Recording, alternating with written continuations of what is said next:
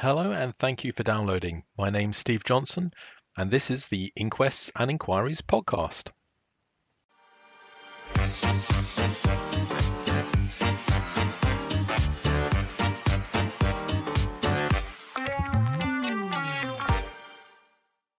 Hello and welcome to this episode of Inquests and Inquiries.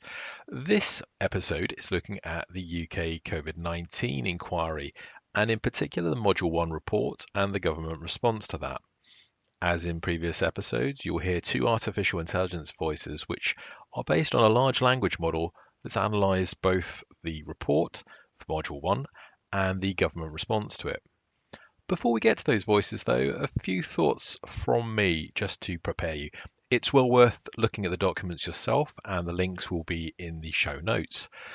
There are 10 recommendations in the COVID-19 inquiry Module 1 report, and the government has responded to all of them. And it's really worth showing some appreciation for that happening. It doesn't always happen with inquiries, and it's impressive to see it happening this fast. So that's a positive. However, overall, I found myself feeling slightly disappointed with the report. It's okay, but it feels a little bit like the inquiry is being fobbed off by the response.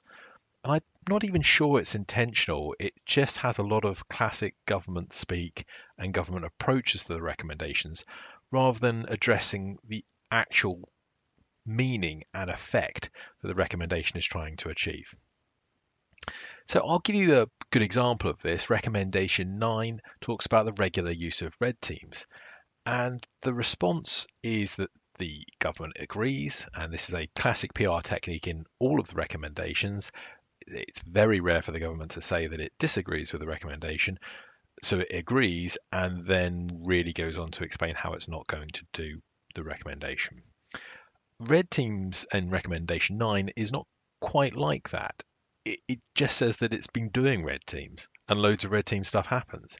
Well, that kind of misses the point of the recommendation, which is if this was all going on anyway, then why was it not properly happening for this?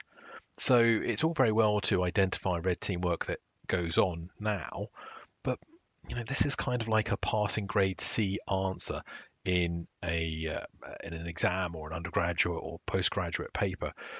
The student has put loads of information down that's shown their knowledge, but they haven't really critically analysed the question, and that's just a bit of a shame for something which is coming from the Cabinet Office.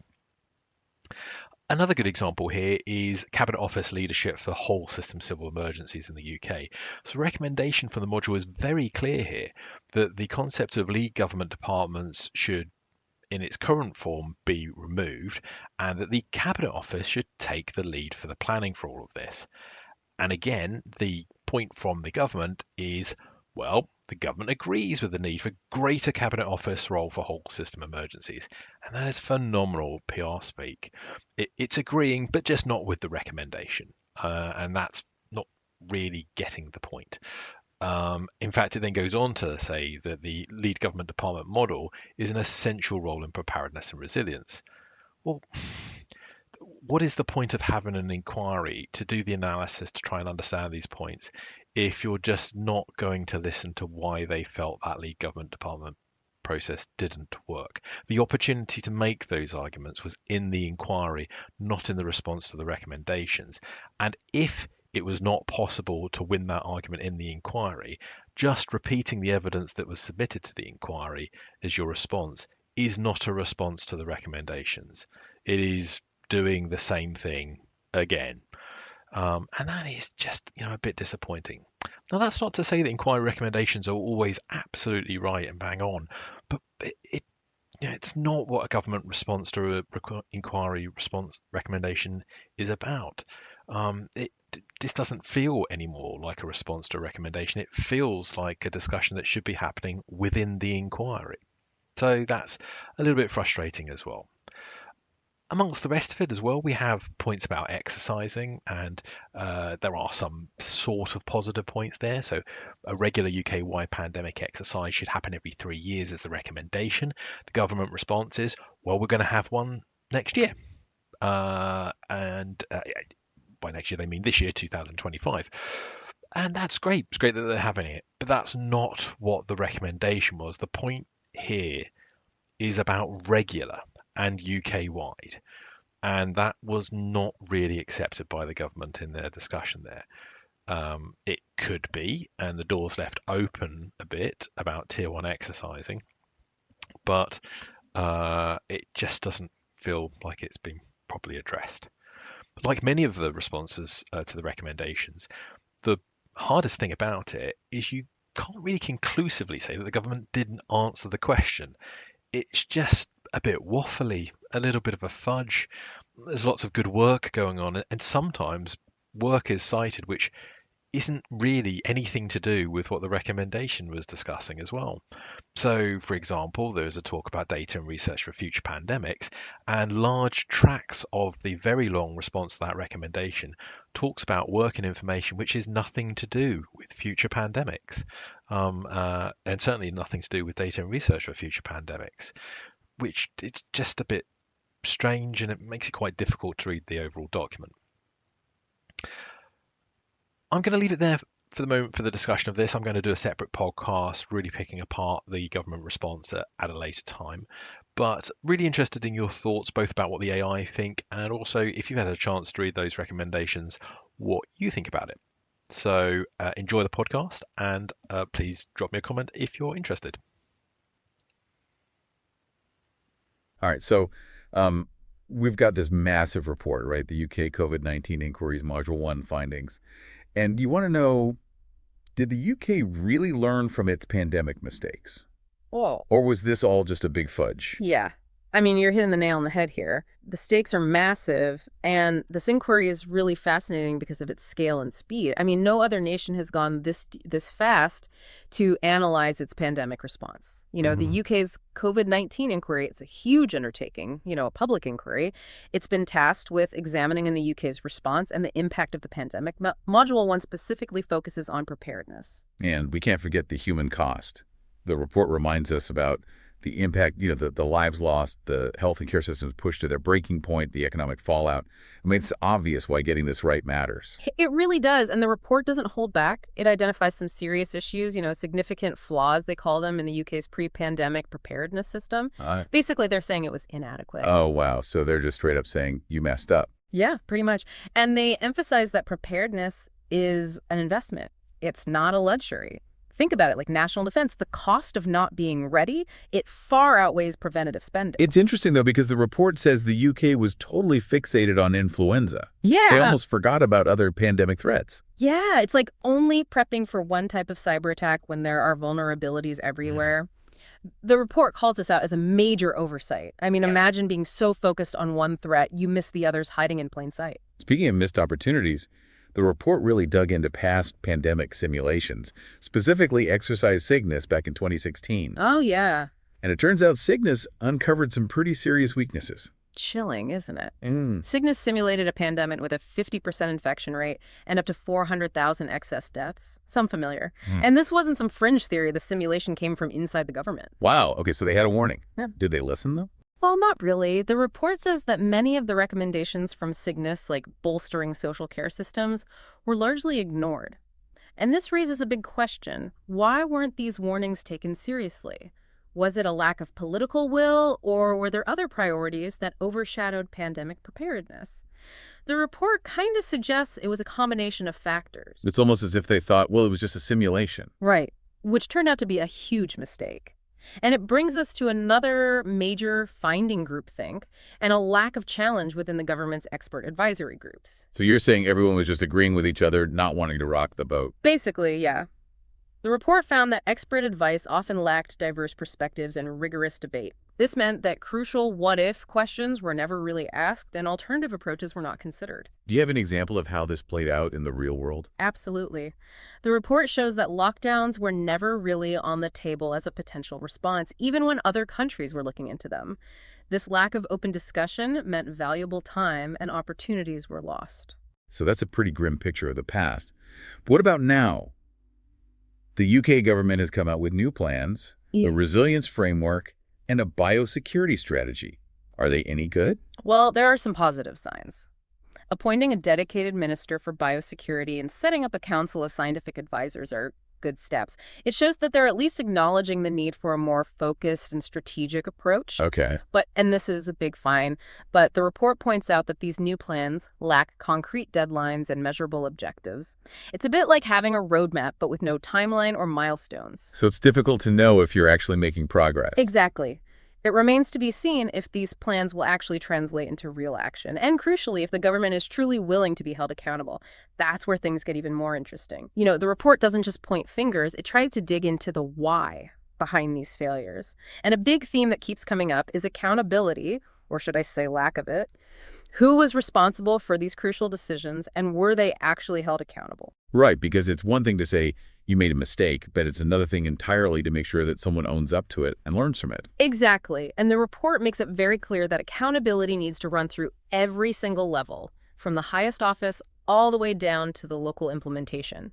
It can't just be about blaming someone, it needs to be about making real systemic change. So let's get into specifics. Where did accountability fall short? Well, remember, exercise sickness and those ignored warnings about the social care capacity. The report actually states that the government failed to act with sufficient urgency or at all on those findings. Wow, so they basically knew about the vulnerabilities but just didn't bother to do anything about it. Why? Well, the report looks at a bunch of possible reasons. One of them is resource allocation. It seems that pandemic preparedness was often put on the back burner, in favor of other priorities, like Brexit planning. Wait, are you saying that they prioritized Brexit over preparing for a potential pandemic that could have killed hundreds of thousands of people? That seems a bit short-sighted, to put it mildly. Well, yeah, it's definitely a stark example of how political priorities can sometimes overshadow even the most urgent of threats. And the report makes it clear that this short-term thinking had some pretty bad consequences. But, surely we can't blame it all on Brexit, can we? You're right, there were other factors at play. The report also points to a certain level of complacency within the government. There seems to have been this belief that the UK was somehow special and less susceptible to pandemics compared to other countries. That's a pretty dangerous assumption to make, especially when you're dealing with something as unpredictable and potentially devastating as a pandemic. Yeah. Nobody is immune to these global threats. Absolutely. The report calls out this exceptionalist mindset, saying that it created a false sense of security and actually prevented effective preparation. It's a reminder that, humility and recognizing your weaknesses are super important in pandemic preparedness. Okay, so we've got complacency, we've got misplaced priorities. Anything else? Yeah. Another big issue that the report identifies is this lack of a clear and unified strategy. Responsibility for pandemic preparedness was scattered across different government departments, and this led to confusion and a lack of coordination. It sounds like too many cooks in the kitchen with no one really in charge, making sure that all the necessary steps were being taken. That's a good analogy. And the report strongly recommends a more streamlined and centralized approach with very clear lines of accountability and a single overarching strategy for pandemic preparedness. They're basically saying you need to get your act together and have a solid plan. So less bureaucracy, more decisiveness. Exactly. The report goes even further and suggests creating a dedicated and independent body to oversee every single aspect of pandemic preparedness and resilience. That would take the responsibility away from all those different departments and streamline the decision-making process. That sounds like a pretty radical change. Do you think the government will actually go for it? It's hard to say for certain. But the most important thing is that the inquiry has really laid bare all those systemic flaws that contributed to the UK's inadequate pandemic response. So now the government has a blueprint for change. They have a clear path to improvement. The question is, do they have the political will to actually implement it? Let's hope they do, because as we've seen, the cost of inaction is huge. And it's not even just about future pandemics. It's about building a more resilient society as a whole, one that can face any challenge that comes its way. Absolutely. And that brings us to another crucial point, the impact that the pandemic had on certain vulnerable groups. The report is really critical of the government's failure to adequately protect those most at risk. So it wasn't just the virus itself that was causing harm. It's also about how society is structured and how inequalities actually left certain groups more vulnerable to the effects of the pandemic, right? Exactly. The report highlights how the pandemic made existing inequalities even worse and how people from lower socioeconomic backgrounds, ethnic minorities, and those with disabilities were disproportionately affected. Yeah, that makes sense. It's clear that a one-size-fits-all approach just doesn't work in a crisis. Different people have different needs, and we need to think about those right from the start. The report stresses that we can't just tack this on as an afterthought. It calls for a more nuanced and fair approach to pandemic planning, one that acknowledges the unique needs and vulnerabilities of different groups within our society. So what are the suggestions for addressing this issue? They recommend things like developing targeted outreach programs, making sure that vulnerable groups have access to essential services, and integrating those considerations of equity and social justice into every single part of pandemic planning. It's all about not leaving anyone behind. Okay, so we've talked about accountability, we've talked about protecting those who are most vulnerable. What are some other key takeaways that we should highlight? Another really important area is communication and transparency. The report found that the government's messaging during the pandemic was often confusing and inconsistent, and that led to a lack of trust from the public and people not really following public health measures. Yeah, I remember all those mixed messages about masks and lockdowns and travel restrictions. Yeah. It was difficult to know what to believe or what to do. That feeling of confusion and distrust was everywhere, and the report acknowledges that. It really emphasizes how important it is to have clear, consistent, and evidence-based communication if you want to build public trust and make sure that everyone understands what they need to do to stay safe during a crisis. So less spin, more facts. Exactly.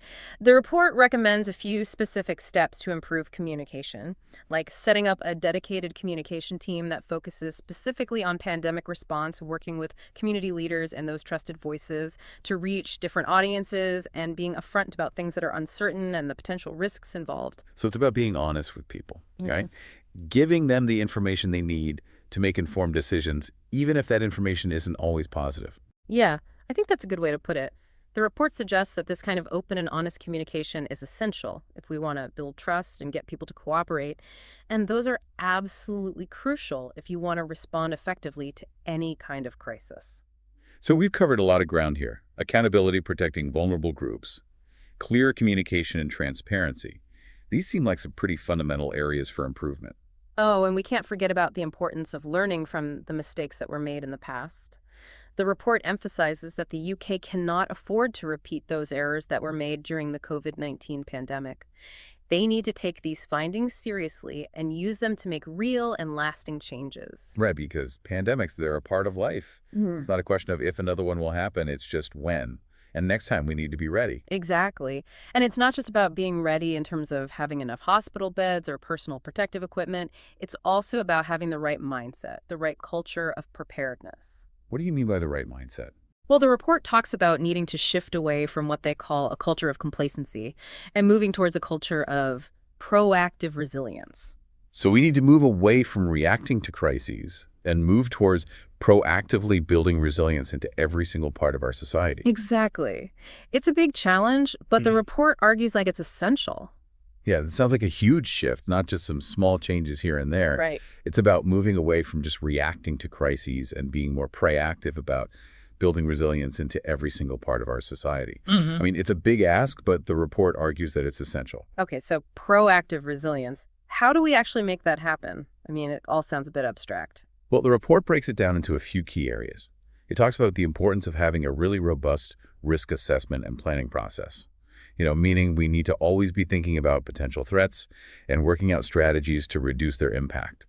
It also highlights how important strong communication and coordination is between all the different government agencies, but also between the government and the public. So basically, no more silos. Yeah. Everyone needs to be on the same page. Exactly. And it goes beyond just having all these plans written down on paper. It's about regularly testing and updating those plans, running simulations, and making sure everyone knows exactly what their role is if there is a crisis, like a muscle you need to keep exercising it. Makes sense. But it can't all be about the big picture stuff, right? What about individual citizens? What can we do? That's a good point. The report stresses that individual and community preparedness is just as crucial as government action. It encourages people to take steps like having emergency kits ready, knowing evacuation routes, and staying informed about potential threats. So it's not just about waiting for the government to tell us what to do. We need to be proactive and take responsibility for our own safety. Absolutely. And it's not about living in fear. It's about being prepared and having the right information. It's about having the knowledge and resources to take care of yourself and your loved ones if something happens. Which leads us back to the main question. Has the government really taken all this on board? Are they really committed to doing what the report says, or is it all just empty words? Well, it's actions that count, right? It's still early days, Yeah. but the government's response has been a bit of a mixed bag. So on the one hand, they've published their resilience framework and the biosecurity strategy, which shows that they are taking the issue seriously. And they've also appointed a dedicated minister for biosecurity, which is a good step. But like we said before, those plans are a bit lacking in concrete details and measurable objectives. Yeah. It's hard to tell if they'll actually lead to any real change. That's the problem. The report recognizes that these plans are just a starting point, but it emphasizes the need for clear timelines and ways to hold people accountable. We need regular progress reports too. It's about making sure these plans turn into actual change on the ground, not just promises. So we'll have to wait and see. We need to keep a close watch on the government and hold them accountable for following through on what they said they'll do. Definitely. And it's not just up to the government. We as citizens have a part to play too. We need to stay informed, engage in discussions, and demand action from our leaders. The inquiry has given us a roadmap. Now it's up to all of us to make sure it's followed. Well said. This has been a really insightful and maybe a bit sobering deep dive into the UK's pandemic preparedness. Clearly, there were some major failings, but there's also a chance to learn from those mistakes and create a more resilient future. It's up to us all to make that happen. Couldn't agree more. The lessons we learned from this pandemic are way too important to ignore. And on that note, we want to leave you, our listener, with a final thought. The inquiry showed us where our systems are vulnerable, but it also showed us the power of working together. What are you going to do to make our society safer, more prepared, and more resilient? Thanks for joining us on The Deep Dive. Thank you for listening to the Inquests and Inquiries podcast. Remember, you can find more information on the website, inquestsandinquiries.com, or on the YouTube channel as well. Link in the notes.